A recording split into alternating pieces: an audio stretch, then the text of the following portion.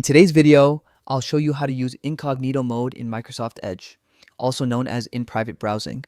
It's a great way to browse without saving your history, cookies, or temporary files on your computer. Let's get started. First, open Microsoft Edge on your device. You can find it on your desktop or in your taskbar. Once it's opened, look at the top right corner of the window. You'll see 3 dots. Click on the icon to open the menu. From the drop-down, select New in Private window. You'll notice a new dark-themed window appears with an in private label at the top. That's how you know you're now browsing in private mode. Everything you do in this window, your search history, cookies, or form data, won't be saved once you close it.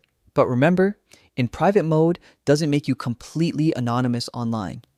Your activity can still be visible to your employer, school, or internet service provider. If you prefer using keyboard shortcuts, here's a quicker way. Just press Ctrl plus Shift plus N on your keyboard, and a new in private window will open instantly. And that's it. You're now browsing privately in Microsoft Edge. Simple, fast, and secure. If you found this guide helpful, don't forget to like and subscribe for more easy tech tutorials.